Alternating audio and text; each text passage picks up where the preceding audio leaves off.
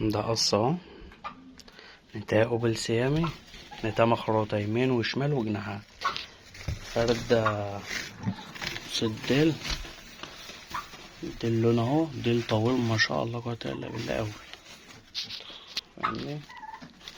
نتاية اوبل بترمي حاجات جامدة فوق ما تتخيل ما شاء الله.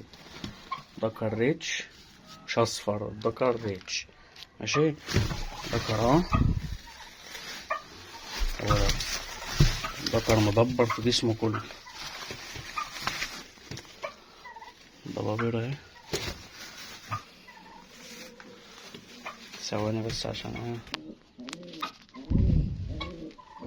فردة نايم والديل اهو ما شاء الله واضح، دبابير في وشه اهي، جسمه كله في المدبر، هو مدبر ابيض واسمر وبنفسجي اهو تمام، والديل واضح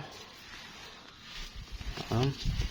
فرد جامد بس انا مش عارف اصوره والله ما شاء الله قوة الا بالله. البكر ده والله اخوه ريتش اهالي ريتش، بس ايه ده ان شاء الله يفرق مع النتاية ديت حاجات تبارك الله. دي اوبل بقى، بتجيب ريتشات وبتجيب اوبلات وبتجيب لافندر، نتاية تحفة يعني، وبتجيب اصفر، بس جمع دكر اصفر، جابت اصفر ما يعني فرخها عندي ما شاء الله.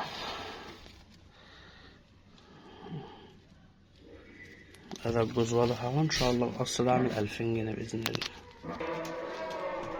القص التاني اهو، قص سود بلاك من الممنوعات، قص شغال ما شاء الله، مخروط يمين وشمال. ده الدكر تمام. النتاية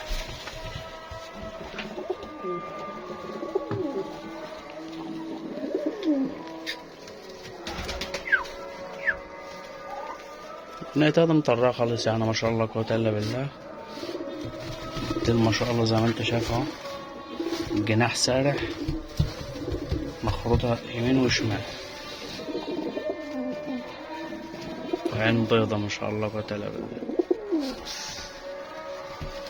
الجناح سارح تحت منهم اهو.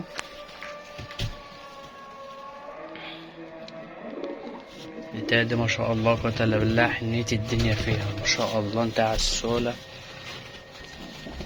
النتاية دي ديلها بس معنديش صور قبل الخرط، بص مخروطة جامد، فردة ديلها ده تبارك الله.